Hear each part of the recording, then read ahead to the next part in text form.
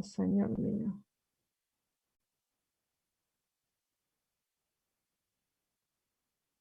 Em,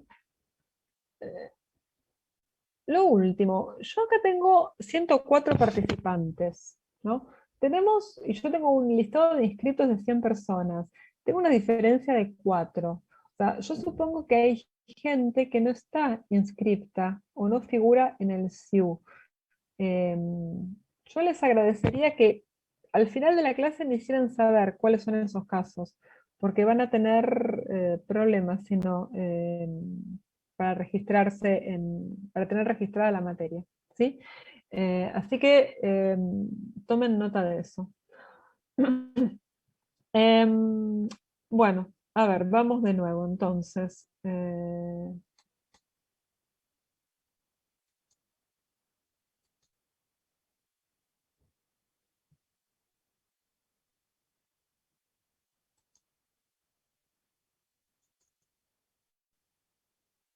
Ok, ¿qué pasó?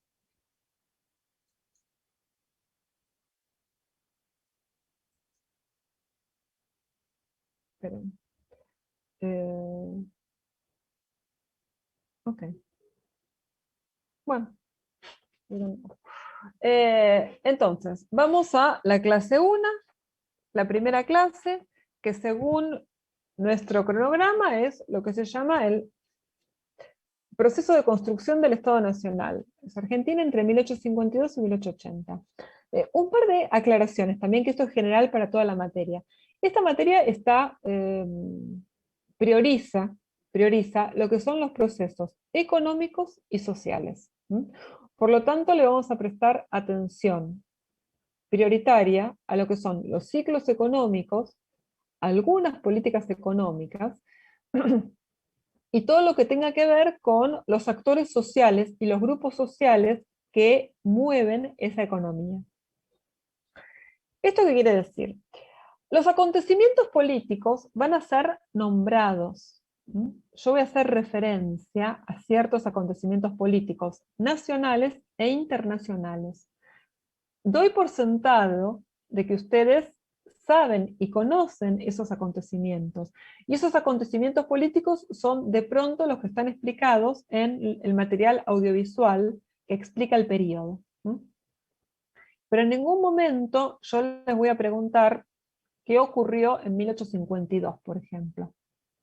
O sea, usamos la fecha para ordenarnos, para guiarnos, para ver cómo cambia la política económica, cómo cambia la economía y cómo se transforman los actores sociales, ¿no? ¿Quién fue Rosa? ¿Quién fue Roca? Ese tipo de cosas a mí no me van a interesar, ¿no? Y no voy a preguntar ese tipo de cosas. Entonces, o sea, la información de fechas, la información de actores políticos son datos que ustedes tienen que manejar para comprender los procesos económicos y los procesos sociales. Pero no va a haber una interpretación puntual o una pregunta puntual hacia esos hechos. Lo mismo con lo que son los sucesos internacionales. Yo voy a hablar de la Revolución Francesa, voy a hablar de la Revolución Industrial, voy a hablar de las guerras mundiales, por ejemplo, de la Guerra Fría, de la crisis de la Bolsa de Nueva York. Pero ustedes, o sea, las preguntas, o sea, ese es un contexto que hay que manejar para poder entender qué es lo que de qué están hablando los textos y cómo eso infiere en los procesos locales. Pero en ningún momento va a haber una pregunta, bueno, ¿qué países se enfrentaron en la Primera Guerra Mundial? No, eso es información que ustedes tienen que eh, restituir por otros caminos. Para eso están mis explicaciones, para eso están mis videos, para eso es importante venir a las clases, para poder luego afrontar la lectura y la comprensión. Entonces, el arte de ustedes, cuando respondan los parciales precisamente, va a ser el de hilvanar estos procesos económicos y sociales, ¿no? Y no mezclarlos con lo político. Eso es un ejercicio que yo, por ejemplo, voy a evaluar. Pero bueno, hay tiempo para todo esto, no se asusten, ¿no? Es una advertencia, nada más. para abordar esta primera clase, que es la Argentina entre 1852 y 1880, vamos a trabajar con 3 artículos, ¿no? 2 capítulos del libro y un artículo. El primero es el de Roberto Schmidt, el segundo es el de Blanca Severio, y el tercero es de Oscar Oslak. Oslak creo que es un texto un poco, es bastante teórico, un poco, tiene un registro bastante diferente del registro que tienen los otros 2 autores, ¿no? Y usa ciertas categorías de la ciencia política para explicar los procesos de construcción del Estado Nacional. Pero es interesante el planteo que él hace porque está viendo al Estado como un proceso y no como una cronología de acontecimientos, ¿no? Él da por sentado que nosotros conocemos esos acontecimientos y eso puede ser una dificultad. Por eso vamos a ir desarmándolo. Y después los otros textos, tanto el de Schmidt como el de Severio, son textos bastante descriptivos de los procesos económicos de lo que hoy es Argentina en 2 periodos distintos. Uno es en la primera mitad del siglo XIX, Schmidt, y el otro es en la segunda mitad del siglo XIX, Severio.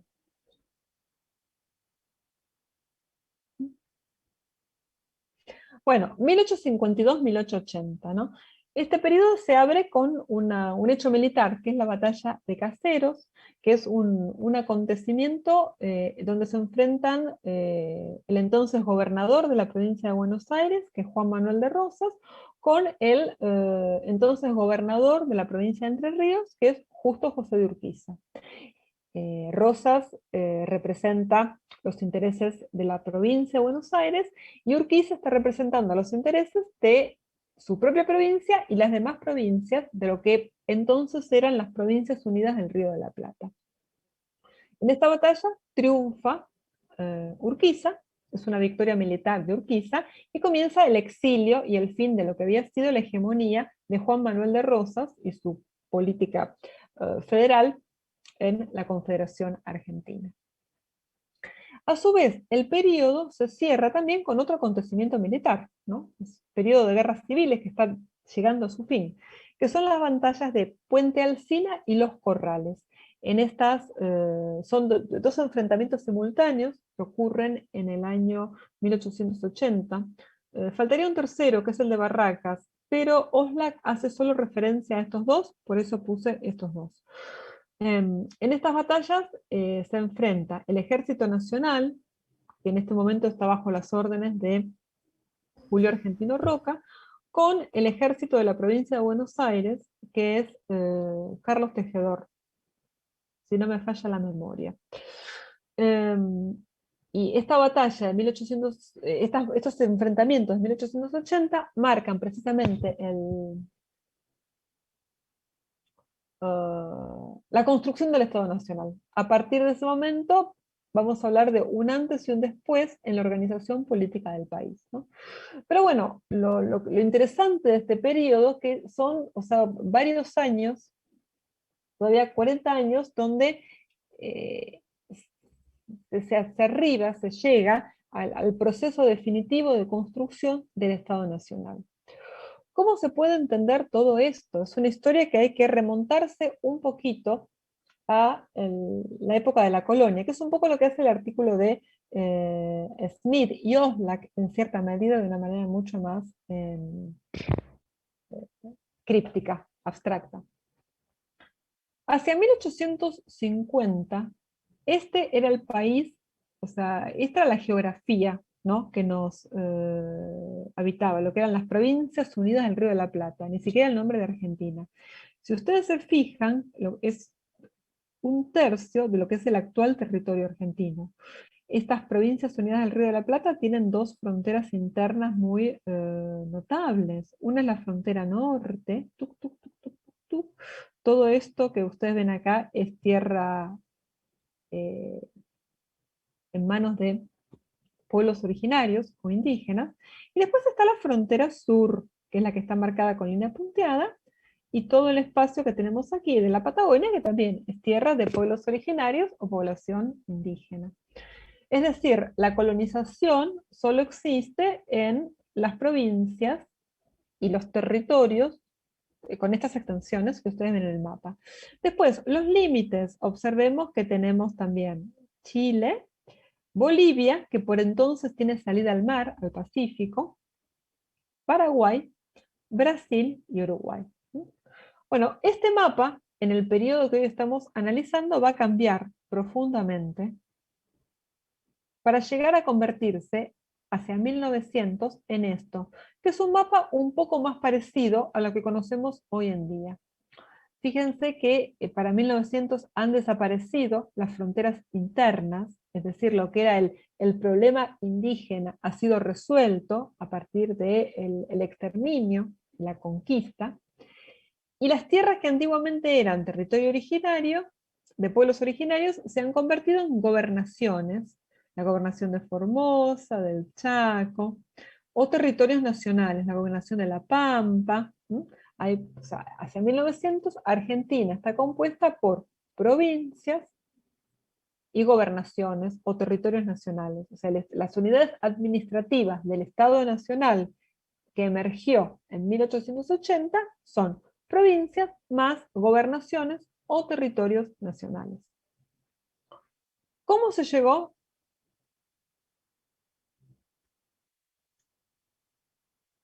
a todo esto? Acá me pregunta, perdón, Valentina, si las filminas van a estar subidas, si las voy a subir en el aula, en la clase pertinente van a estar... ok.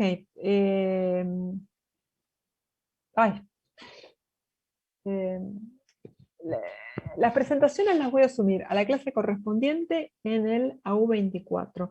Las subo después de la clase, no antes. Igual que los materiales audiovisuales. O sea, todo esto es a posteriori. Lo que ustedes tienen desde antes, ¿cómo se llama esto? El cronograma y la bibliografía y los temas de cada clase. Eh, Lautaro dice que está conectado en 2 dispositivos. Bueno, bárbaro. Ok, ok, bien, bien ahí. Entonces, avanzamos con... entonces, vayamos un poquito a lo que es el siglo XIX, al primer mapa, ¿no? O sea, a ver si lo volví a poner acá. No, perdón. O sea, vuelvo entonces a este mapa, ¿no? Este mapa, este territorio, en este estado, ¿no? Vamos a la explicación pertinente. Lo que es la Argentina, lo que se conoce como Argentina, había sido parte del Imperio Español. El Imperio Español se había organizado en América desde los siglos XVI hasta principios del siglo XIX. Este orden colonial se había basado en un pacto colonial entre América y España. Este pacto colonial, ¿qué implicaba? Que el territorio americano era una colonia española organizada en virreinatos, y esta colonia española estaba organizada en torno a la producción de la minería, ¿no? Hay 2 grandes centros mineros en el continente americano durante la época de la colonización española. Uno va a ser México, cuya producción predominante es de oro, aunque también de plata, y el otro es Bolivia o Potosí, donde hay una abundante producción de plata, abundante o notable. Pero lo interesante de este pacto colonial es que la economía está, el principal interés, ¿no?, que estructura la economía es la minería.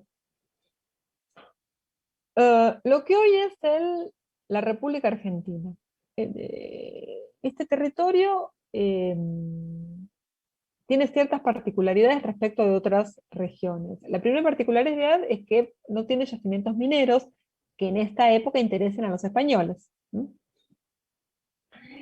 Por lo tanto, este territorio actual se incorpora al Imperio Español con una función fundamentalmente militar y defensiva, ¿no? O sea, Buenos Aires, ¿no? Y, primero dentro de lo que es el virreinato del Perú, y luego en el siglo XVIII, lo que sea el virreinato del Río de la Plata, la función que tiene fundamentalmente es defenderse, evitar que las personas que navegan el Atlántico lleguen a estas costas y de estas costas puedan ascender hacia el Potosí. El Imperio Español tiene un interés en la economía del Pacífico, no en el Atlántico. Y por eso todo lo que es la República, lo que después va a ser la República Argentina, tiene un lugar marginal, una función defensiva, comparado con otros centros económicos. Hasta el siglo XVIII, ustedes bien saben, en el virreinato del Río de la Plata, el sistema político estaba en manos de un virrey, que era designado por el rey de España, y la economía minera lo que producía era una cantidad de metales preciosos y una actividad económica subsidiaria para abastecer esos centros mineros sobre los que había impuestos, ¿no? Y estos impuestos se dirigían regularmente a España. Esto es la esencia del pacto colonial. Bueno, este pacto colonial, con las revoluciones de independencia en 1810, se rompe. Hay una crisis europea, todo esto que ustedes conocen, que alguna vez han estudiado durante su educación secundaria, de que la crisis política que surge en el Imperio Español va a desencadenar las revoluciones de independencia desde México al Río de la Plata. Bueno, bien, la revolución de independencia ocurre, el problema es que en 1810 se rompe el pacto colonial, pero recién en 1880 hay un nuevo orden político que es el Estado Nacional. Mientras tanto, lo que ocurre es que desorganización política, por decirlo de alguna manera, o una falta de un Estado nacional. O sea, se rompe un sistema político y tarda 70 años de peleas de un lado para el otro hasta reorganizar otro. ¿Qué dice Oslak? Y acá les comparto una cita que me parece interesante, ¿no? Que es bien, ¿cómo se dice? Compacta.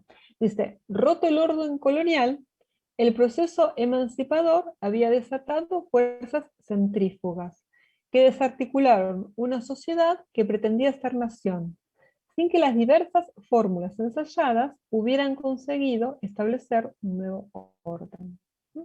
Es decir, el pacto colonial desaparece, no hay más virrey, no hay más impuestos que se envíen al Imperio Español, pero tampoco hay, hay algo que lo reemplace. Estas fuerzas centrífugas, ¿no? Hay un proceso de descentralización, de desorganización muy notable.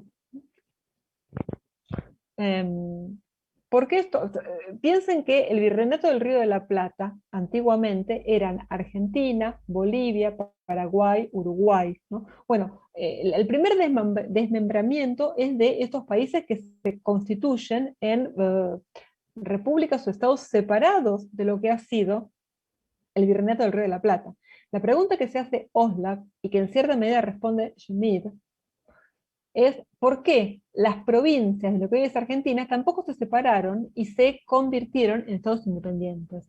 ¿Qué es lo que las mantuvo unidas? Y para entender esto, es clave el texto de Roberto Schmidt porque nos da un mapa económico, ¿no? Donde plantean las posibilidades que tiene cada uno de los espacios económicos que surgen luego de la crisis de independencia. Entonces, lo que se llama el orden postindependentista, ¿no? Que es qué ocurre en estas tierras entre 1810 y 1852, para poner algunas fechas. Primero, tenemos una disgregación política. Esta disgregación política significa que surgen poderes locales, concentrados en la figura de las provincias, ¿no? Antes de llamarse República Argentina, Confederación Argentina, se hablaba de las provincias unidas del Río de la Plata. Hay un historiador que hace un juego de palabras y dice que las provincias unidas del Río de la Plata eran las desunidas provincias, porque en realidad no había un Estado, una fuerza supranacional que las nucleara a todas. Lo que las unía era la puja política por gobernar. Y Schmitt va a usar un concepto que es muy importante, que es estos poderes locales, esta disgregación política, se acompaña de lo que es una orientación bifronte de la economía. La economía tiene dos caras. Una cara va a ser la de las provincias del litoral, que miran al Atlántico. Y la otra cara son las provincias del interior o mediterráneas, que miran al Pacífico. ¿Cuáles son las provincias del litoral? Bueno, son provincias del litoral. Acá vamos a la geografía, que no deja de ser un elemento importante. Son provincias del litoral: Buenos Aires, Entre Ríos, Santa Fe y Corrientes, que son todas muy distintas entre sí. Buenos Aires tiene un contacto directo a través del Río de la Plata con el Océano Atlántico y por lo tanto con el continente europeo. Entre Ríos, Santa Fe y Corrientes tienen un contacto con el exterior a través de los ríos Uruguay y Paraná. Tienen que llegar al Río de la Plata y del Río de la Plata pueden salir al Atlántico. O sea, estos canales es lo que les va a permitir la compra de productos y la venta de productos, y lo que les va a permitir una movilización, una activación económica importante.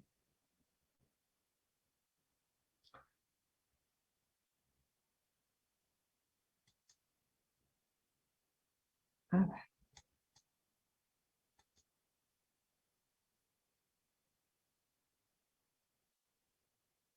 Ok, perdón, estaba...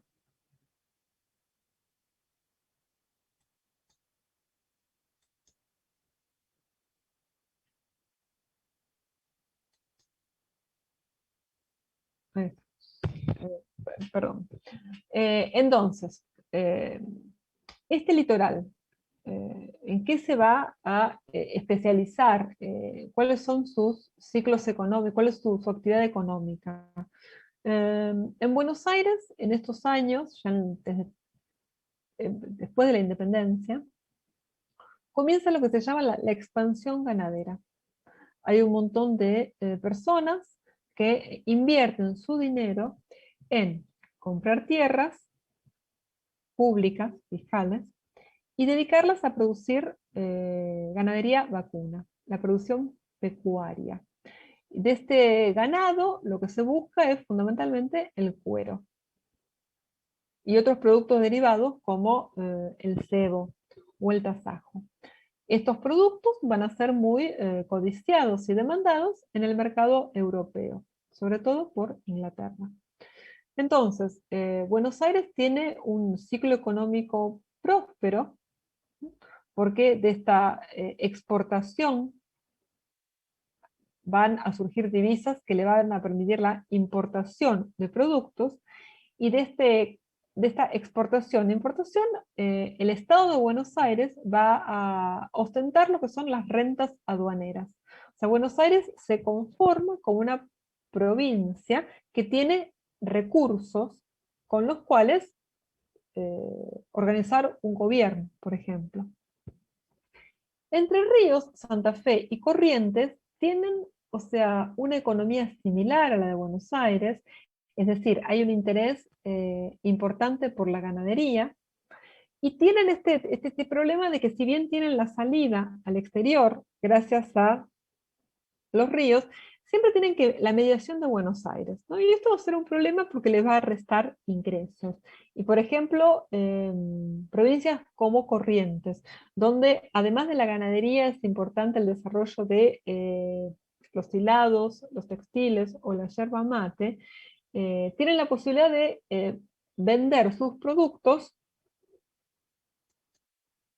en el mercado interno de Buenos Aires. O sea, a través de la navegación de los ríos del río Paraná, la yerba mate correntina llega al mercado porteño, y lo mismo los textiles.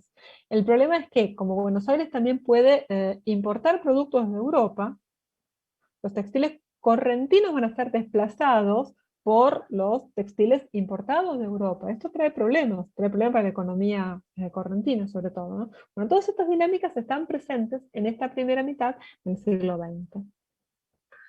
El otro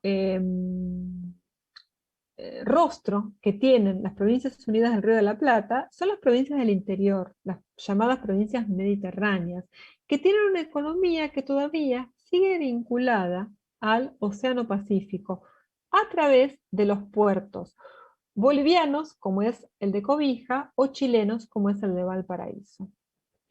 Yo supongo que ustedes tienen imaginación de cómo implica trasladar productos desde estas provincias hasta estos lugares. O sea, el traslado es terrestre, es con mulas o carretas, las dificultades que eso trae. Pero bueno, este comercio funciona todavía en estas décadas. Vamos a, bueno, Córdoba, las provincias del interior van a ser Córdoba, Tucumán, Salta, Jujuy, Mendoza y San Juan. Hay distintas producciones.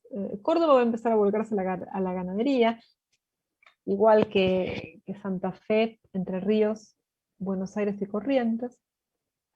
Pero en el resto de las provincias vemos que sigue, por ejemplo, vigente la producción de mulas para transportar productos, la producción de carretas, la producción de textiles, sobre todo de telas, la producción de vino y aguardiente.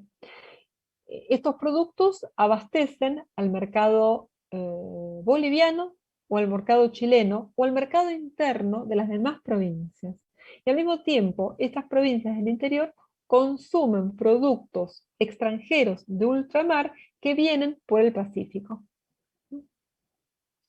Entonces, en esta primera mitad del siglo XIX vemos una enorme cantidad de continuidades con un sistema económico parecido al del mundo colonial, ¿no? Y que rápidamente va a empezar a cambiar a partir de una serie de contextos internacionales que van a empujar la formación del Estado Nacional o van a confluir con lo que es la formación del Estado Nacional. Dice Sierra Smith en algún momento, ¿no? Dice, las provincias del actual territorio argentino, luego de la revolución de independencia, tuvieron una orientación bifronte, en la que convivieron las economías fuertemente vinculadas al mercado atlántico con otras constitutivas por modestos mercados locales y regionales, que se abastecían de los productos ultramarinos a través de los puertos chilenos bolivianos.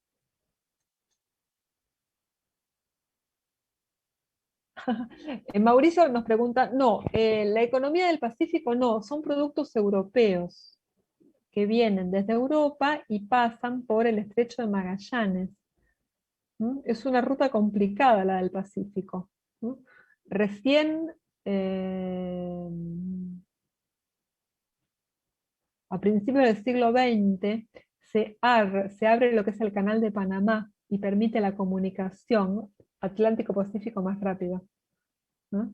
Pero hay que esperar todavía. O sea, la ciudad de Valparaíso fue una ciudad muy importante, mucho más importante que Santiago de Chile, porque precisamente Valparaíso era como el primer puerto importante con el que se topaban los europeos que venían cruzando por el estrecho de Magallanes. Toda esa región de Punta Arenas, no sé si conocen, ha sido muy importante por todo esto, es como parte de su historia, ¿no? Igual, linda vueltita. Si acá Valentín nos dice si la dificultad de trasladar productos para las provincias del interior era una desventaja frente a las provincias del litoral. A ver, era una desventaja. Por los productos del interior era dificultoso que llegaran al mercado porteño por el tiempo que tardaba el traslado. Eso es una desventaja. Pero al mismo tiempo, los problemas en las comunicaciones los protegía de la competencia de productos extranjeros, porque así como los productos del interior no llegaban a Buenos Aires, tampoco podían llegar los productos de Buenos Aires al interior. O sea, por ejemplo, las telas europeas que se compraban en Buenos Aires, si había que llevarlas en carreta al interior, a Salta, se podía hacer, pero el traslado las encarecía.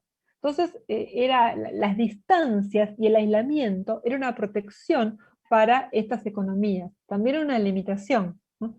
Todo esto va a cambiar cuando llega el ferrocarril. O sea, este mundo del siglo XIX es el mundo de los barcos a vapor, no son barcos a vapor, disparate estoy diciendo, los barcos a vela, ¿m? Y es un mundo de carretas y de mulas, o sea, todo es tracción a sangre, o sea, es un mundo muy precario, ¿no? Todo esto cambia con la revolución de los transportes y con la revolución industrial que así explota en la Inglaterra del siglo XIX y se lleva al mundo. Pero mientras tanto, o sea, las comunicaciones tienen estos beneficios y estas dificultades. Pero vuelvo al texto de Schmidt, ¿no? Y a lo que decía Oslak, este escenario bifronte es el que estamos en 1852, ¿no?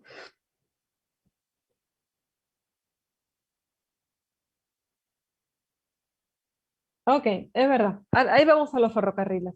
Ahora van a llegar dentro de poco los ferrocarriles. Sí, está muy bien lo que decía Juan Manuel. Juan Manuel dice que con los ferrocarriles Argentina establece una relación fuerte con Inglaterra. Sí, por supuesto. Ay, Dios mío. Muy, muy bien. A ver.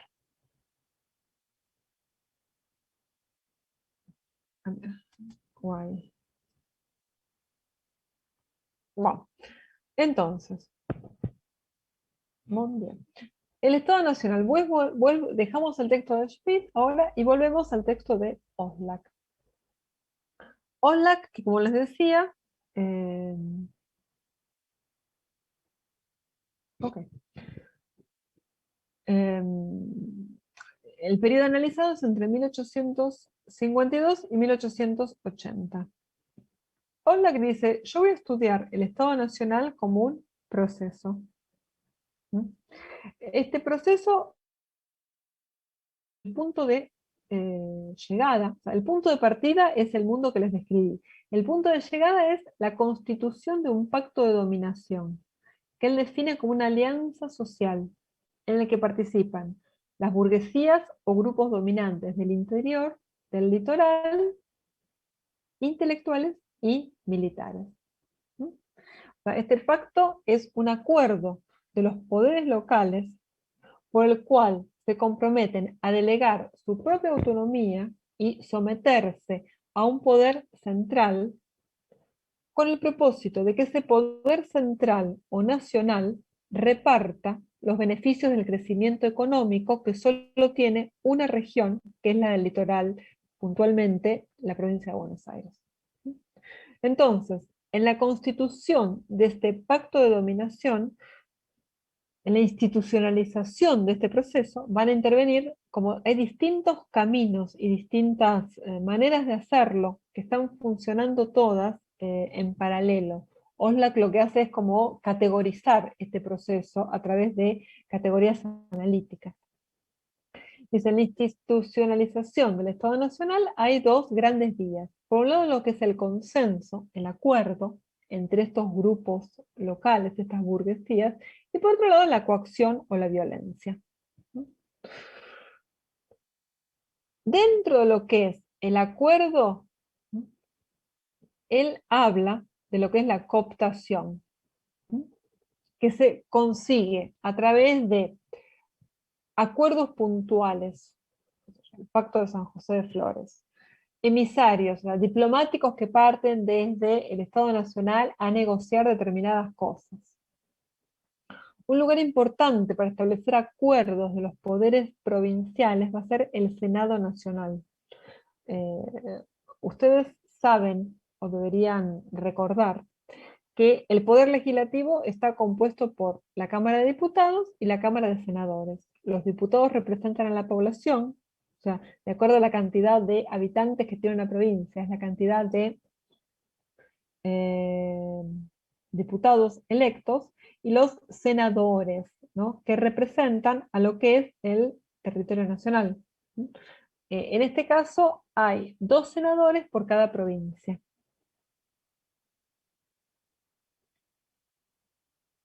Espera que estoy viendo algo en el chat que me salta acá, pero bueno. está escondido. Ya va a aparecer. Entonces, estos 2 diputados por provincia le da a los poderes locales, a los antiguos estados provinciales, un poder interesante de negociación dentro de lo que es el recinto legislativo, ¿no? Más de un acuerdo se hace en la Cámara de Senadores.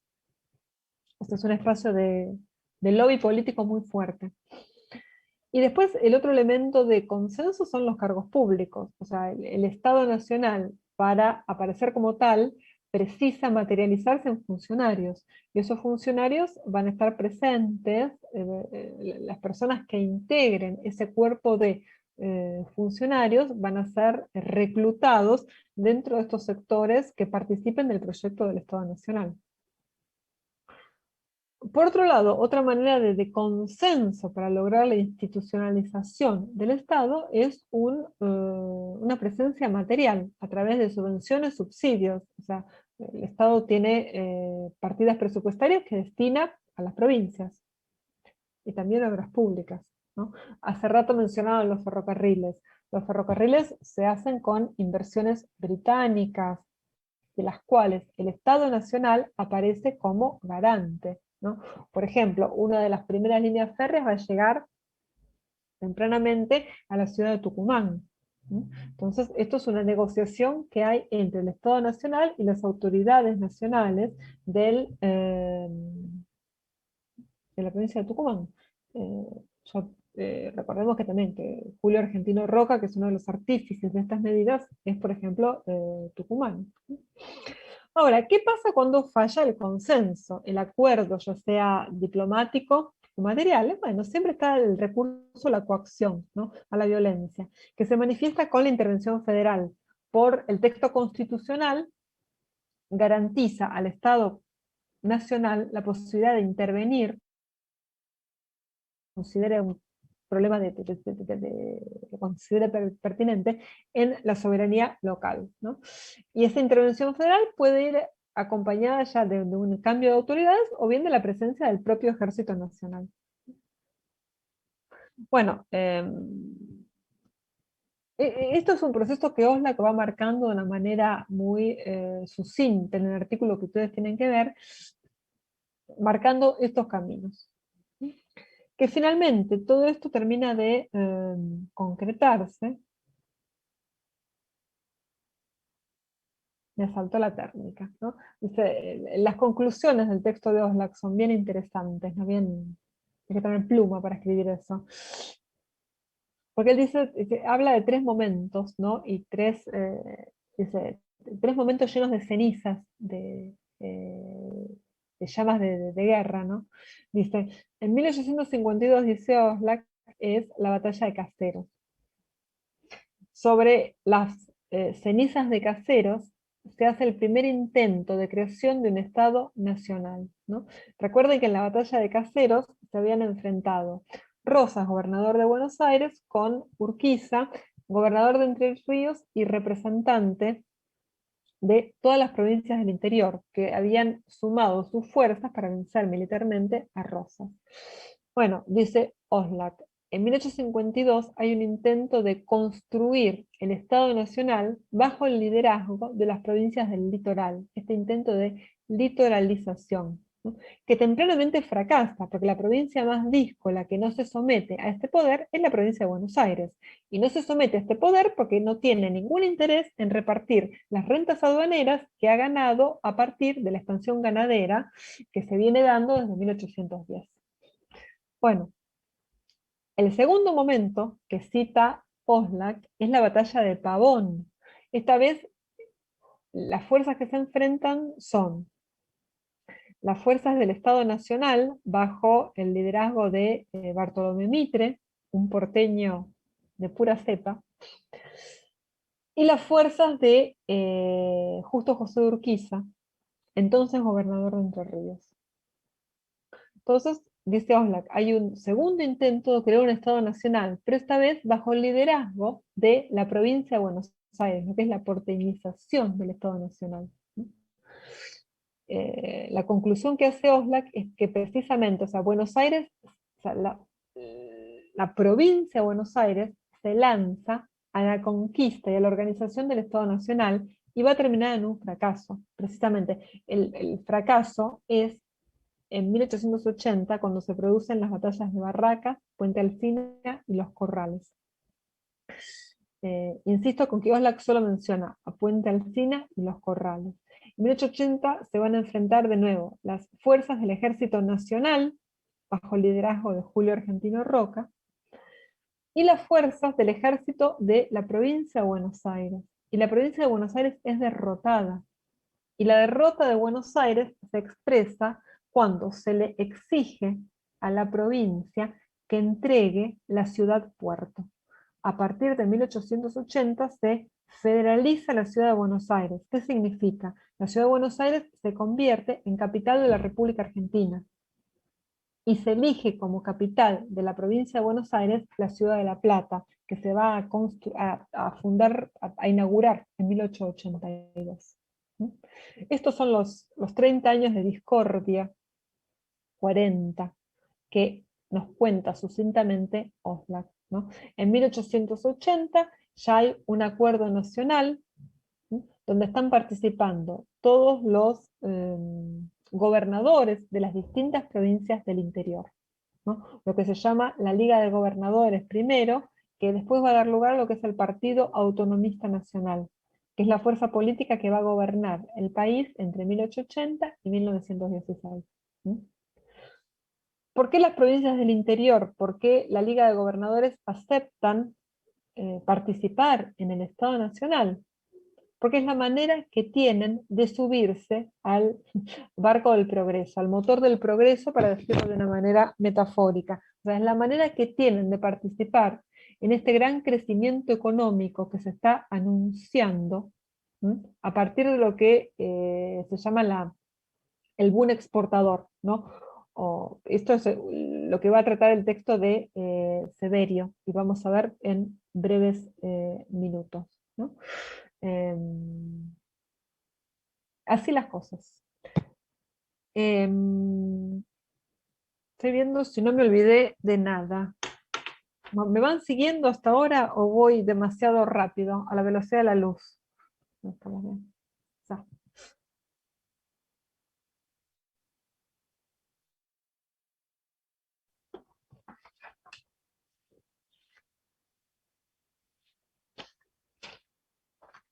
Esto está.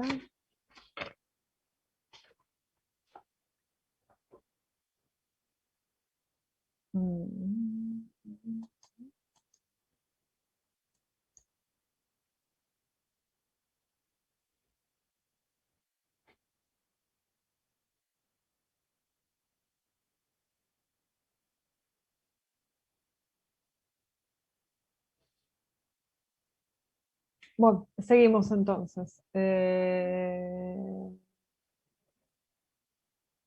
Ahí estamos, sí. Bueno, ¿dudas hasta ahora? Eh,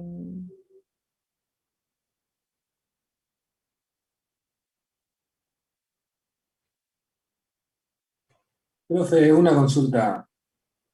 En 1880, ¿cuál fue la causa por la que pierde la provincia de Buenos Aires? Que lo escuché bien. ok,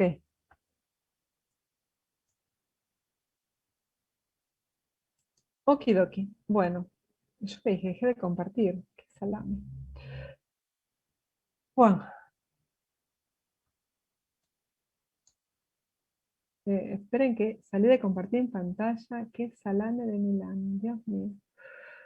Bueno, acá. Jejeje. Bueno, muy bien. Entonces, en 1880 tenemos el Estado Nacional, ¿no? Tenemos un orden político, un poder central que emite órdenes que son obedecidas.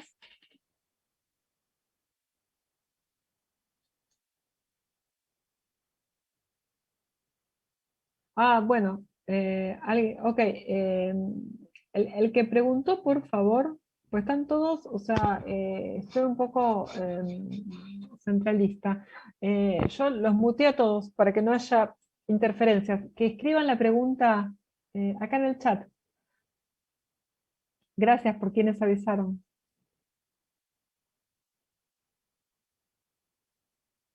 Yo espero la pregunta y les contesto. La contesto y seguimos.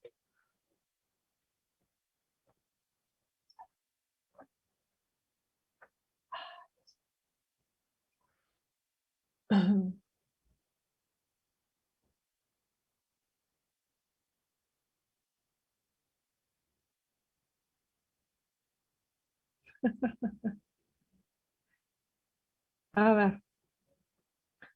¿Querés hablarla entonces? ¿No querés escribirla? A ver, Santiago, espera que te busco. Santiago Serfoglio. A ver.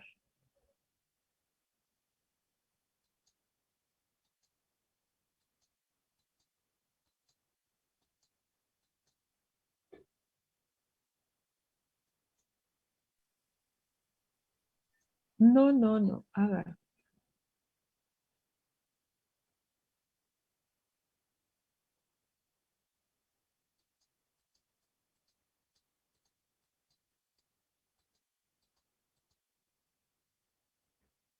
Em,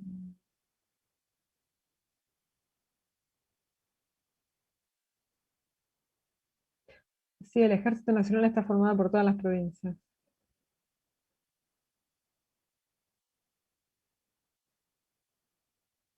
A ver.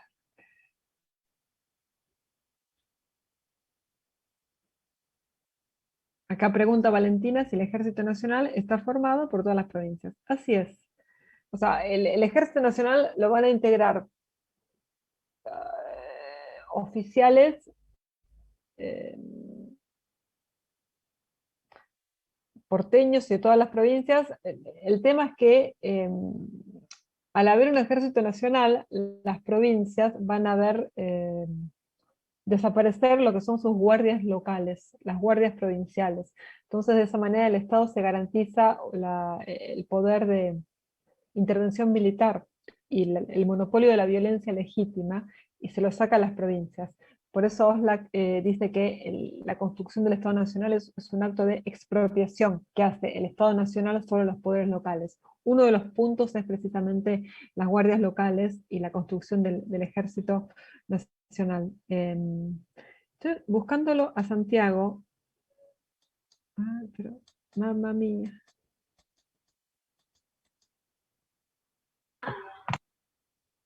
Justo.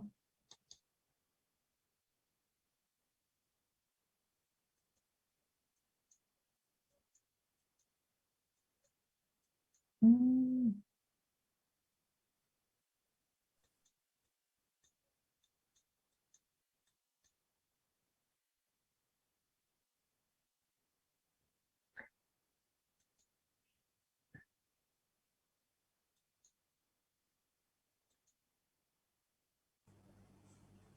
Hola, profe. Ay, no, espera. Ay, Dios, Dios, Dios, Dios, Dios, Dios, Dios. Profe, ¿ahí me escucha?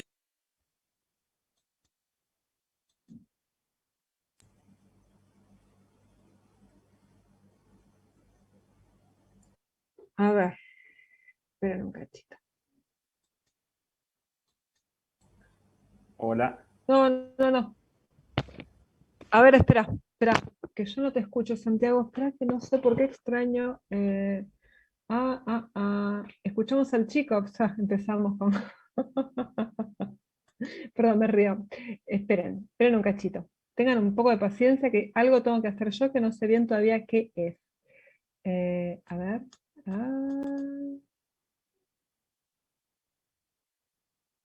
Ah. Ok, yo te estoy desactivando el audio. A ver, espera. Dios, esperen. A ver, mute. Esperen un cachito. Ahora me quedo sorda en un segundo. Audio, no. A ver, esperen un poco. Ah,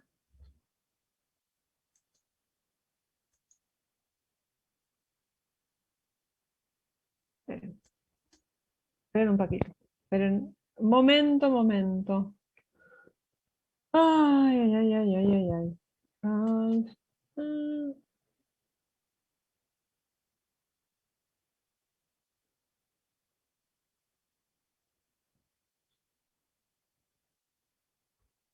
¿Sabes que no?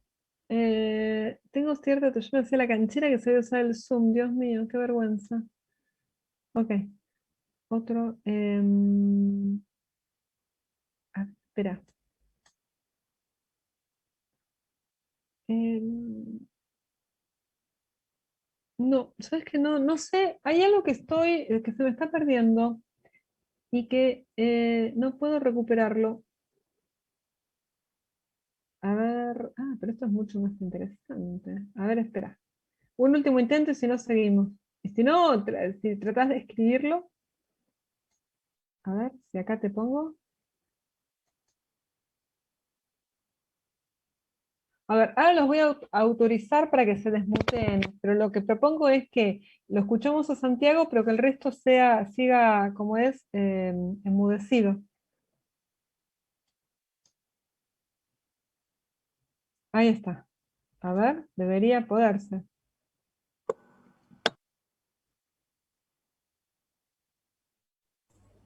Hola. A ver, ¿por qué yo no escucho? Ese es el problema.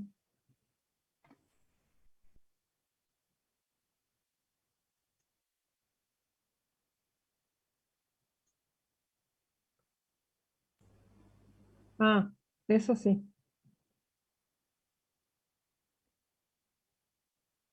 Sí, debo tener el audio mal configurado, eso seguro. Si me saco los auriculares, a ver, ahí va. Espera, me saco los auriculares. Ahí Hola, profe. ahora sí. Ay, pero mira, muy bien. Bien, Agustina.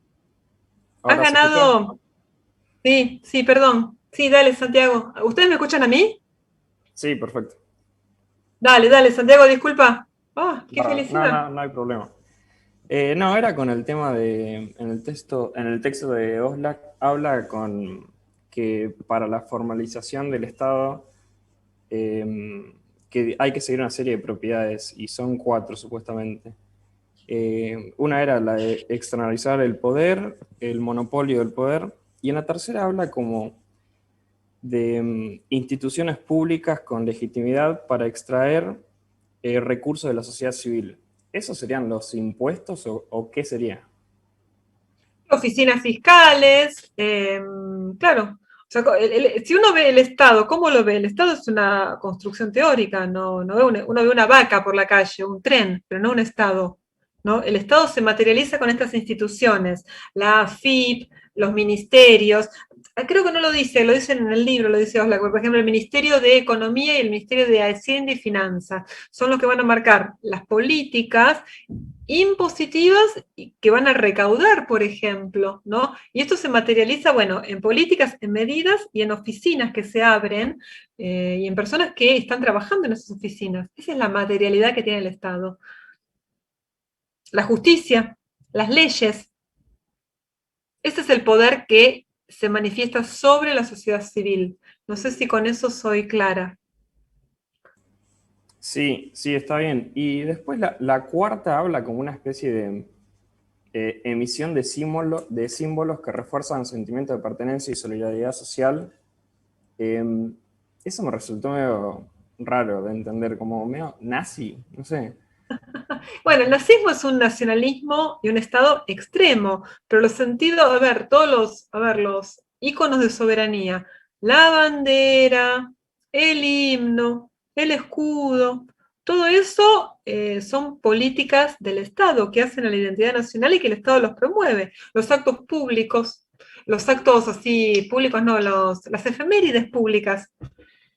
O sea, el Estado Nacional, una cosa muy importante que vamos a ver es toda esta materialidad que tiene el Estado, se va a desplegar después, en las décadas por venir, en, por ejemplo, el Estado pasa a ser la institución que controla los nacimientos y las muertes de la República Argentina a través de la Oficina del Registro Civil, ¿no? Y a través de la emisión de documentos que hacen a los a las personas que viven en el territorio, ciudadanos o no. Por ejemplo, y después otra cosa que es muy importante que va a desarrollar el Estado argentino es todos estos sentimientos nacionales y todas estas políticas de nacionalidad a partir de la educación pública, que le va a enseñar a la gente que vive en el país lo que es argentino. O sea, nosotros sabemos, ¿quién nos enseñó? Nosotros tenemos que ser argentinos, los que somos argentinos, ¿no? El Estado, lo aprendimos en la escuela, el 25 de mayo nació la patria, ¿no? Y esa historia que nosotros aprendimos de que el 25 de mayo nació la patria, la escribió un señor que se llama Bartolomé Mitre, que hizo la historia de San Martín y la historia de Belgrano. Y nosotros repetimos como una verdad inmutable. Pero esto es toda una operación ideológica que hay y una operación política y material. Acá estamos viendo cómo todo esto sienta las bases para un desarrollo económico. No sé si soy clara con las respuestas. El texto de Oxlack es muy abstracto, tiene un nivel de abstracción muy grande y tiene pocos datos. Tiene el libro que es mucho más detallado y mucho más rico en la descripción del proceso. No sé si eso te contesta, Santiago. Sí, fue claro. Pero, o sea, me generaba un poco de duda que, como la emisión de símbolos, supuestamente esta propiedad para el Estado, o sea, lo decía como un control ideológico, como mecanismo de dominación. Y yo lo veía más de un lado, o sea, de dominación, un poco de coacción, por así decirlo, y no de alguna control ideológico tipo patriotismo o algo de eso. Pero bueno, ahora con lo que usted me explicó ya lo entendí. Y es como, no sé, una respuesta bifronte, ¿no? Porque hay cierta manipulación, pero al mismo tiempo hay como, están las personas y la agencia de cada persona para apropiarse de esos símbolos. Eso es todo es interesante el tema, da para, o sea, vamos a ver cómo eso funciona en las décadas por venir, ¿no? Cómo esto va a dar lugar a lecturas de derecha y de izquierda. Pero bueno, lo que vos ponés hacia el ejemplo de la Alemania nazi es como un nacionalismo extremo, ¿no? Es como el volantazo a la derecha más radical que puede dar todo este tipo de cosas. ¿Me siguen escuchando? Pues yo me saqué mis hermosos auriculares y así quedaré. Sí, se escucha muy bien. Muchas gracias por la respuesta, profe. No, por favor. Bueno, bárbaro. O sea, si quieren hablar, ahora se pueden desmutear ustedes. Lo que les pido es que no hablen todos al mismo tiempo, porque ahí colapsamos, ¿no? Y ahí los que tienen, ¿cómo se llama esto? Auriculares se van a quedar sordos, si nos podemos hablar todos al mismo tiempo. Bueno, vuelvo yo a mi presentación. Bueno, se construyó el Estado. Tenemos en el 80, ¿no? Ahí tenemos las cenizas, pasaron las cenizas de Caseros, de Pavón y las de Barracas, Puente Alsina y Los Corrales, ¿no? Tenemos en 1880 el presidente electo va a ser Julio Argentino Roca, que es una persona que no le tiembla la mano en nada de lo que hace, ¿no? E ingresamos entonces, o sea, ya hay un orden político, hay un Estado construido, hay un orden político. Este orden político lo que trae es tranquilidad, apaciguamiento, ¿no? Orden, precisamente. Sí, ahí va. Ahí va la... Tengo que compartir pantalla. Ahí estamos. Acá estamos. La pantalla. Acá está, en esta filmina está, ¿no? Entonces, una vez que el orden se ha constituido, le podemos dar lugar a lo que es el progreso, ¿no? ¿Y qué es el progreso? ¿Qué entendemos por progreso, no? Esta fe en el progreso también es una expresión de época. Ay, se me fue el progreso.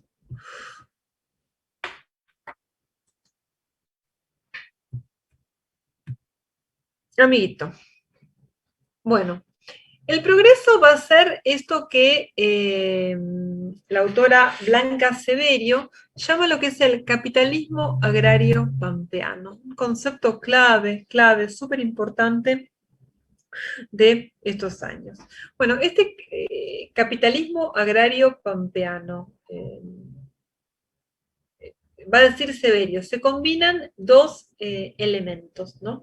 Por un lado, una coyuntura o un contexto internacional que se va a entretejer o imbricar con un contexto o coyuntura nacional.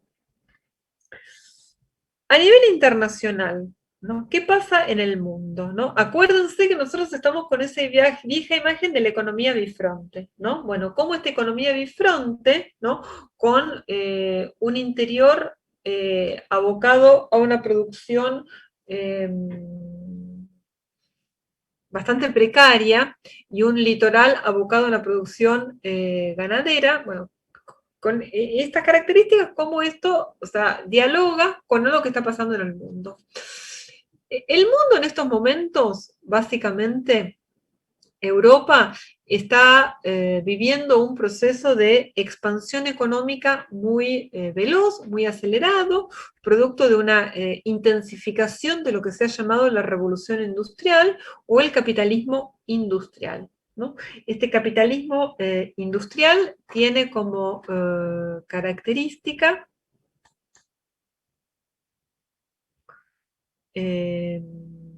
como es el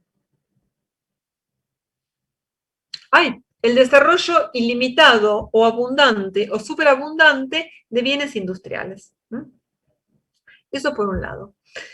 Entonces, esta economía industrial, que está liderada fundamentalmente por Inglaterra, se encuentra demandando bienes primarios, ahí le falta una S, y alimentos. Al mismo tiempo, las economías europeas tienen un excedente de capitales para invertir, ¿no? Las ganancias que ha dado la expansión capitalista genera liquidez, ¿no? Que precisa invertir. Se está buscando mercados rentables para seguir expandiendo las ganancias. Y por otro lado, dentro de lo que son los países europeos hay una movilidad de población, es decir, personas, ¿no?, que no encuentran lugar dentro de las estructuras productivas europeas y que están comenzando a emigrar rumbo a distintas partes del mundo.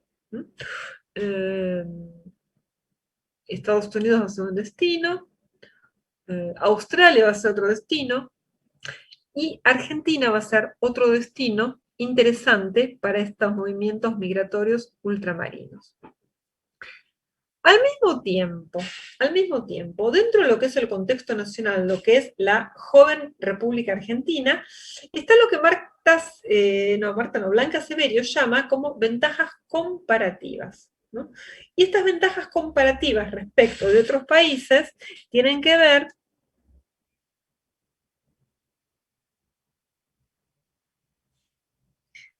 estas ventajas comparativas tienen que ver con lo que es la disponibilidad de tierras fértiles. Esto sí es bien argentino.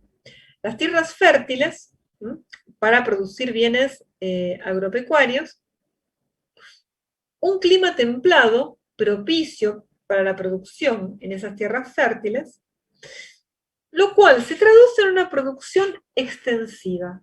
Es decir, las tierras para ser puestas en producción no precisan una gran inversión de capitales, ¿no? Pueden ser productivas con muy poco.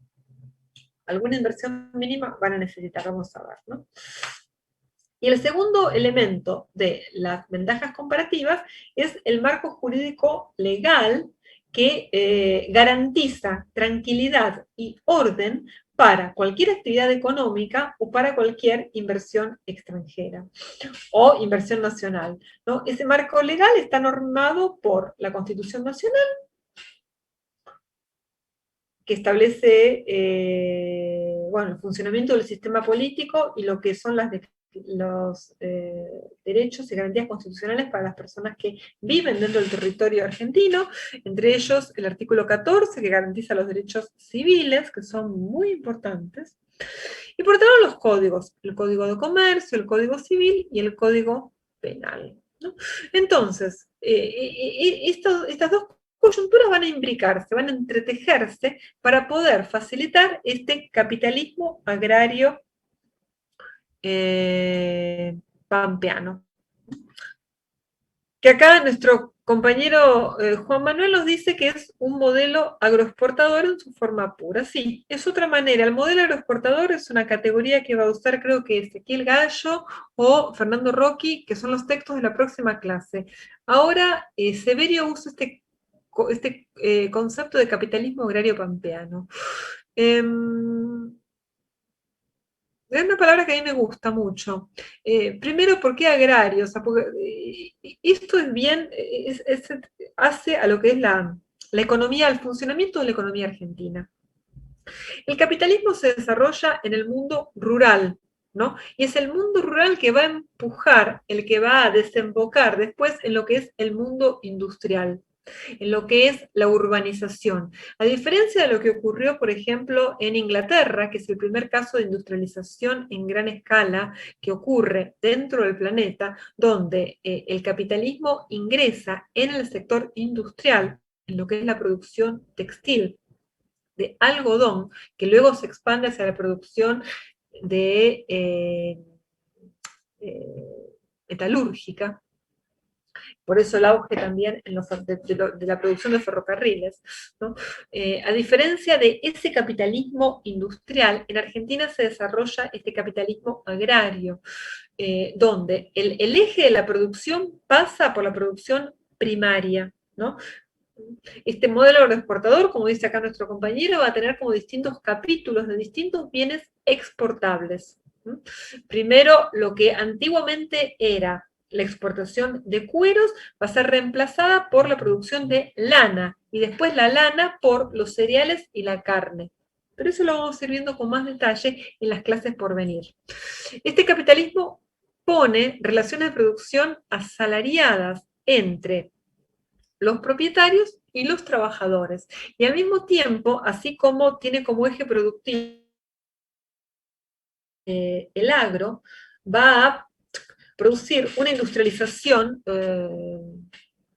liviana, podemos decir, en estos años, vinculada al mercado interno. Ahora, acá hay un tema que está bueno no dejar pasar, o sea, ¿por qué hay disponibilidad de tierras fértiles, no? Y bueno, o sea, recuerden que habíamos visto el mapa donde estaban estas fronteras internas, sobre todo la frontera sur, que es la frontera que atraviesa la provincia de Buenos Aires. Bueno, todas esas tierras que se ponen para la producción agropecuaria pampeana, van a ser obtenidas a partir de lo que es la conquista de las poblaciones originarias, ¿no? Hechas a punta de fusil Remington. Entre 1878 y 1880 se produce lo que es la desaparición de la frontera sur en la República Argentina. La frontera norte va a tardar un poco más. Y con las campañas militares que lidera precisamente Julio Argentino Roca, se elimina, se reduce a la población indígena, van a sobrevivir pequeñas localidades arrinconadas en la cordillera, el resto de la población es asesinada o repartida para que trabaje en otras unidades de producción. Y esas tierras van a pasar primero a manos del Estado, y después el Estado la va a distribuir entre particulares. La campaña del desierto, la mal llamada campaña del desierto, nos dice, acá Valentín nos dice que este hecho se conoce como la campaña del desierto. Sí, es un concepto que hoy en día, hace bastante tiempo, que ya está siendo muy revisitado, porque el desierto no era, estaba poblado. El problema es que estaba poblado con personas que tenían una lógica económica y productiva totalmente distinta al progreso o al capitalismo agrario pampeano. Y en esta puja de intereses, bueno, el poder militar del Estado Nacional eliminó a estos sectores que se oponían, y estas tierras pasaron, en las décadas por venir, a manos de particulares o capitalistas pampeanos. Pero bueno, con esto comienza, o sea, si arrancamos esta clase hablando de lo que era todavía el orden colonial. Ahora, a fines del siglo XIX, hay un orden independiente, claramente establecido. Hay un ingreso de toda la región a la economía mundial, dentro de lo que va a ser una política que se conoce como imperialismo u orden neocolonial, donde la economía argentina va a estar muy atada a los mercados europeos y a los precios que los mercados europeos pongan sobre sus bienes primarios. Pero este capitalismo agrario pampeano, este boom exportador, este modelo agroexportador, esta economía abierta, genera un crecimiento económico descomunal, ¿no? Ese crecimiento económico descomunal, ¿no?, que le permite al país en muy poco tiempo compararse con países europeos, es lo que va a ser también repartido entre todas aquellas provincias que han participado del acuerdo de gobernadores, el acuerdo oligárquico o el acuerdo que le ha dado vida al Estado Nacional. El motor de la economía argentina está puesta en la economía pampeana. Es esta economía que redistribuye beneficios a través de políticas estatales hacia los antiguos poderes locales o hacia las antiguas provincias. De esta manera se armó el Estado y de esta manera va a funcionar el progreso argentino. A ver si, creo que hay una... bueno, de nuevo vuelvo al texto de Severio, que van a ver ustedes que es un texto descriptivo, largo, súper interesante, muy minucioso. Este capitalismo agrario pampeano está centrado en la producción agropecuaria.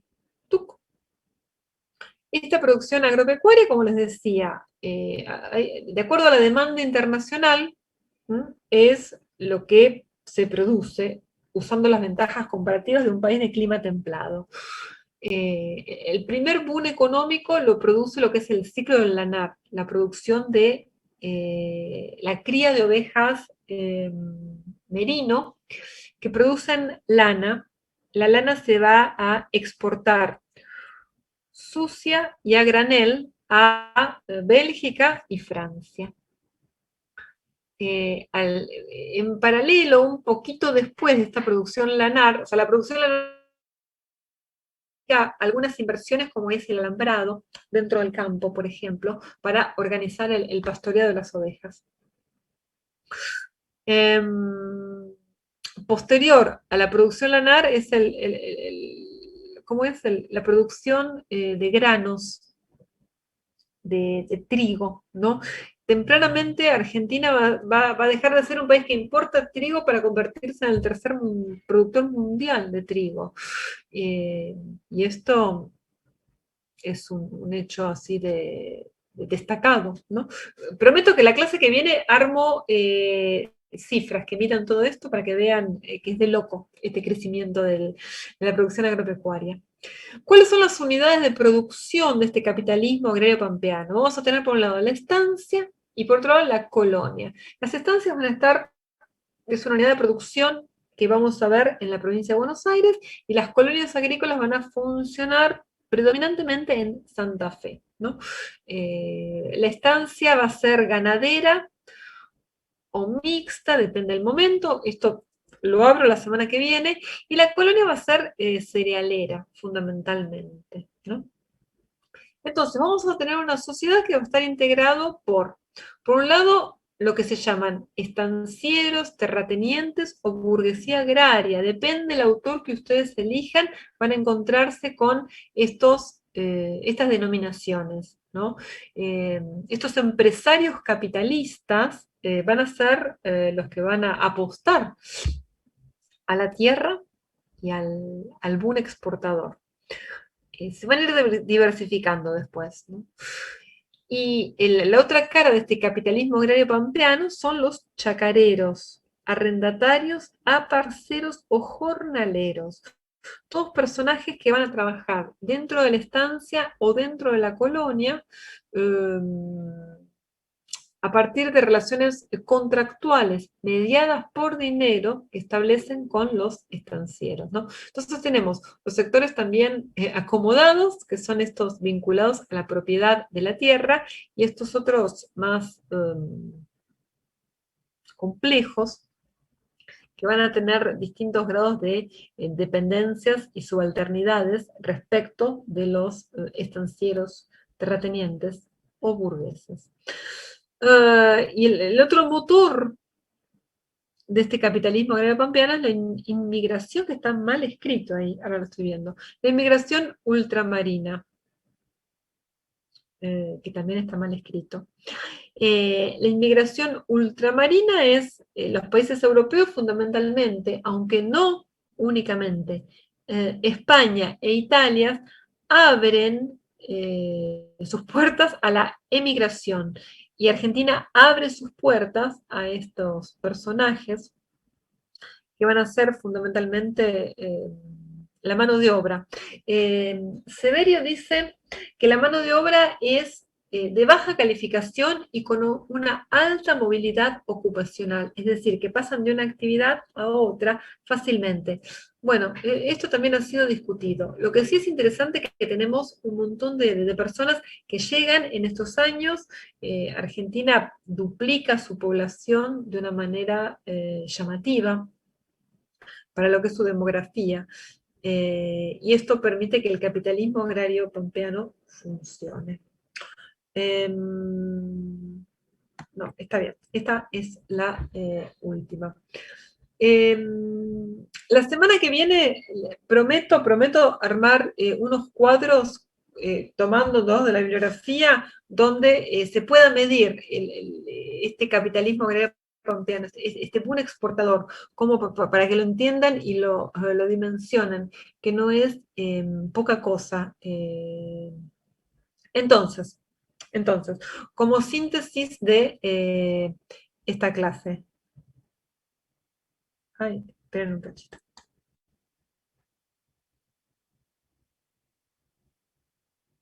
Ok, acá Martina nos pregunta qué dije sobre los chacareros y los arrendatarios. Bueno, los chacareros, ¿qué es un chacarero? Es difícil de definir, de explicar. Porque es una figura que tiene un montón de matices. Lo que sí es que los chacareros y los arrendatarios son las personas que trabajan la tierra y tienen distintas relaciones de dependencia, de subalternidad con los propietarios de la tierra. Algunos son propietarios, otros no. La gran mayoría alquilan o tienen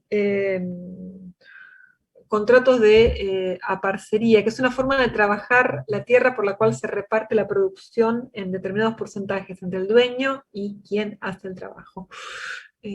Eso. Dueños de chacras, no. El chacarero no tiene una chacra. Y la chacra, o sea, no, Mauricio, no es lo que puedes llegar a pensar. Son personas que administran y trabajan una unidad territorial pequeña. Eso es un chacarero. Algunos son propietarios, otros son colonos, otros son arrendatarios. Hay como un montón de situaciones que ahora después las vemos con más detalles, como cómo funcionan con la estancia. Pero es una característica muy argentina, es una característica muy propia de la economía argentina, no muy argentina, ¿no? Eso. Perfecto. Bueno, sí, ¿alguien quiere decir algo? Entonces, los chacareros son los que trabajan las tierras de los terratenientes, ¿sería o no? Sí. A veces sí y a veces no. Porque los chacareros pueden ser un colono y el colono es propietario de la tierra. O sea, hay que ver de qué estamos hablando. Vas a ver que nadie te va a definir chacarero 2 puntos. No, el chacarero no es peón. El peón es un asalariado. El peón es alguien que va y trabaja por un jornal diario. Eso es un peón. El chacarero contrata peones. Pero el chacarero establece hace una relación contractual de trabajo con un estanciero, sí, con un estanciero, ¿no? Le alquila una determinada cantidad de hectáreas y esas hectáreas van a ser puestas a la producción de ovejas, de trigo, de vacas. Ahora, puede ser que también el chacarero haya podido comprar esas hectáreas, o que ese chacarero esté en una colonia agrícola y haya accedido a la propiedad de la tierra porque participó de una empresa colonizadora. Hay que ver en dónde. Hoy nos vamos a quedar con esta imagen, ¿no? De que tenemos una economía que funciona, ¿no? Con este capitalismo agrario, con este boom exportador, esta economía abierta, ¿no? Donde hay distintos tipos de empresarios. Por un lado tenemos estos, los dueños de la tierra, por otro lado tenemos estos chacareros, ¿no? No sé si se llega a entender, por lo menos a presentar, esto que estoy haciendo ahora, que es presentar la diferencia entre unos y otros.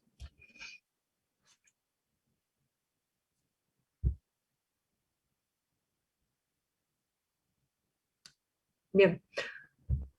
Entonces, como síntesis de esta primera clase, ¿con qué nos quedamos con este periodo, ¿no? O sea, es un poco también las conclusiones a las que toman Severio y un poco la introducción de Oslak, ¿no? Que esta Argentina, ¿no? Que se inserta dentro de un orden económico mundial, internacional, es una Argentina donde se van dando distintos procesos políticos, por un lado, como es la construcción del Estado Nacional, económicos, ¿no? Que es la economía vinculada a la producción primaria exportadora, y sociales, que tienen que ver con, bueno, la llegada de la inmigración, ¿no? Y también el sometimiento, la reducción de poblaciones originarias o indígenas. Todos estos procesos se dan en diálogo, en un ping-pong, con procesos de las economías y de las sociedades europeas. Tanto lo que dice Oslak como lo que dice Severio, o sea, acá no hay prohombres, estos próceres que tenían un proyecto que pusieron en práctica. Acá son procesos que se fueron articulando y se fueron conjugando a medida que el tiempo transcurría, ¿no? En 1880 nos quedamos con esta imagen, ¿no? O sea, Julio Argentino Roca en la presidencia, el Partido Autonomista Nacional gobernando el país, y esta economía exportadora tan rimbombante, tan rica, ¿no? Que tanto va a hacer crecer al país. El problema que se avecina en las décadas por venir es precisamente cómo se distribuye ese crecimiento económico entre las provincias y entre los distintos actores sociales que integran la sociedad, y qué pasa cuando las ventajas comparativas empiezan a desaparecer, o cuando el contexto internacional deja de ser tan favorable porque hay sobreproducción de bienes o porque hay, qué sé yo, una caída de precios por determinados motivos, ¿no? Esto, bueno, esto va a traer problemas a futuro. Punto final. El momento que, a lo que los invito ahora, si tienen alguna duda, alguna pregunta, algo que quieran comentar entre todos.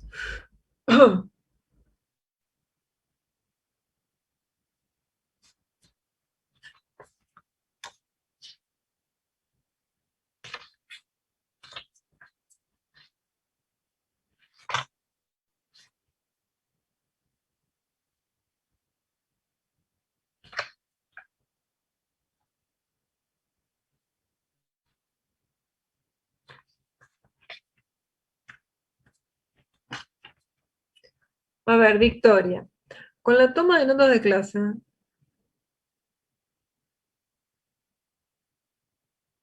Bueno, Victoria pregunta si con la toma de notas de clase más algún complemento de lectura también va a abarcar temas. ¿Debería alcanzar para parecer? Sí, yo creo que sí, que debería alcanzar. Con la toma de apuntes, más lo que ustedes lean, no va a haber en los parciales temas que no hayamos visto en clase. Incluso yo reorganicé la bibliografía, saqué textos que mucho no me gustaban, los cambié por otros.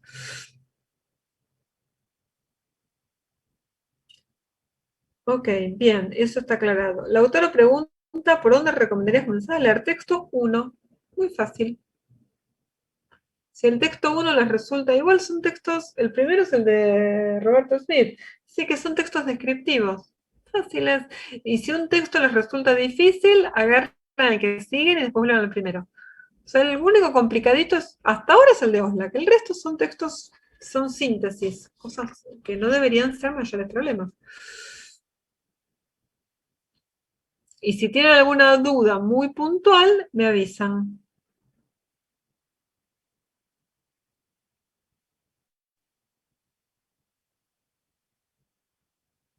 Ok. Ok.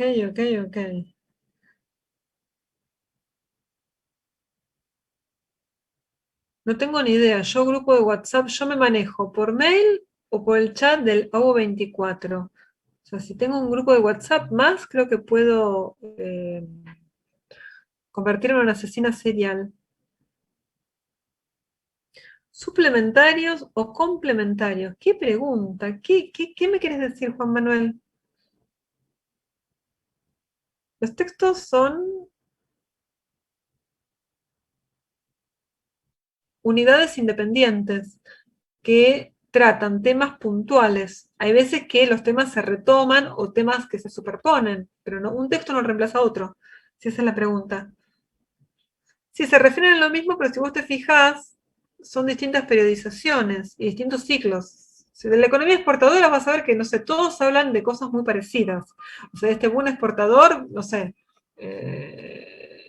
Severio habla del capitalismo agrario pampeano, Gallo habla del boom agroexportador, Rocky creo que habla del modelo agroexportador, una economía primaria exportadora, O'Connell habla de la economía abierta. Son, o sea, conceptualizaciones de un mismo fenómeno, pero es importante manejar la sinonimia, muy importante, y que sean capaces de ver los matices. Sí, a ver, ¿quién me parece acá? Sí. A ver, espera. Facundo, ahora yo corto la clase, les mando el mail de Josefina para la U24 y me fijo lo de los textos. A ver, para que puedas entrar, Facundo. Y si no, me escribís por mail y vemos cómo de otra manera podés entrar, no te preocupes. Honorio. A ver, espera. Aquí monkey que estoy, Dios mío. Ay, esperen que no puedo. ¿Por qué ahora? A ver.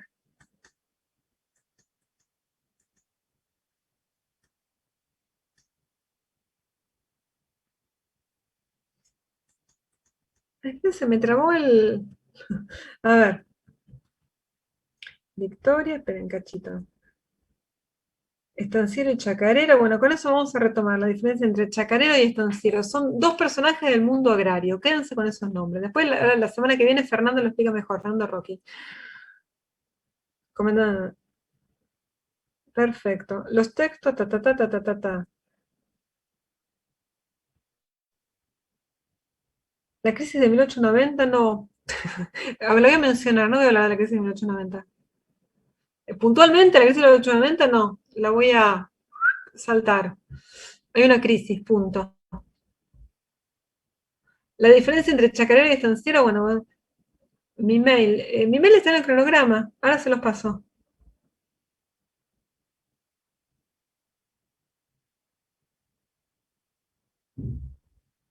Acá Agustina pregunta si el modelo agroexportador era sostenible o requería la devaluación.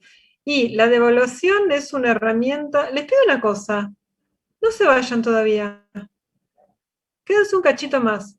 Ya volaron, los que estaban en modo radio, volaron 17 personas. Les pido que se queden un poquitito más, porque todavía estamos en horario.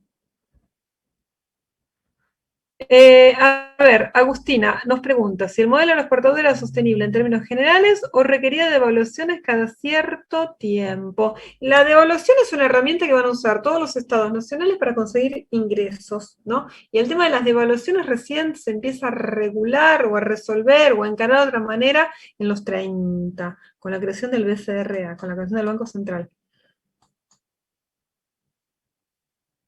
Ok. Ay, querido, no.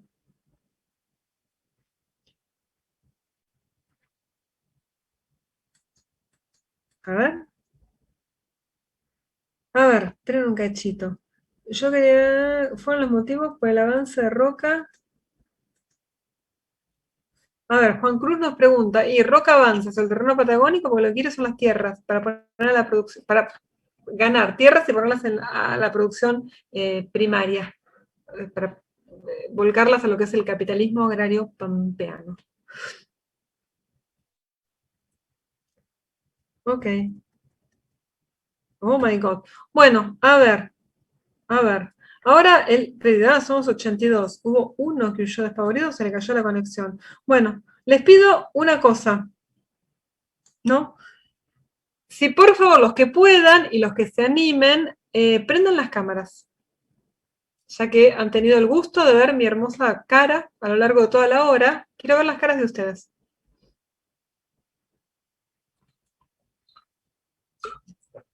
Ahí vamos. Bueno, buenísimo.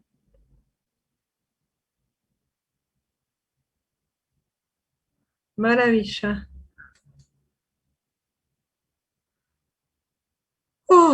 Dios. Bien, bien, bien. Bueno, agradezco el gesto valiente. Vamos a hacer... Bueno, pregunta, ¿hay alguna duda? Ok, si no tienen cámara no hay problema. Todo es comprensible.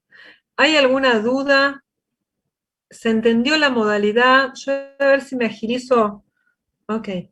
Voy a ver si yo me agilizo un poco con el uso del Zoom, que está un poco adormecido.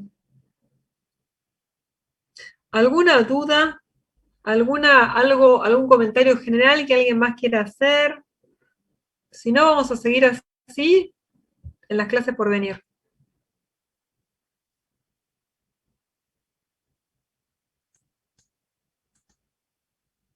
Ok. Ya 3 personas más huyeron. Ok. Bueno, ¿algo más? Aprovechen. Ah, mi mail me pidieron, esperen. Esperen que se los anoto acá. Esperen un poquito. Mi mail es...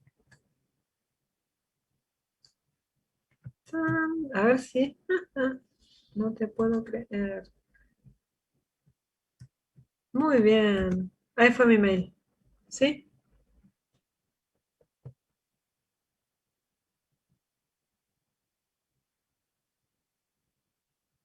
Bueno. Ahí estamos. Bien. Bueno, eso muchachada, dejamos acá, nos reencontramos el próximo miércoles. Vieron que tenemos esta clase, la siguiente, después es feriado, ¿no? Tenemos clase 1, 2, feriado y recién la clase 3. Bueno, perfecto. Bueno, nos vemos el miércoles que viene entonces. Buena semana para todos. Gracias por la paciencia y por escuchar.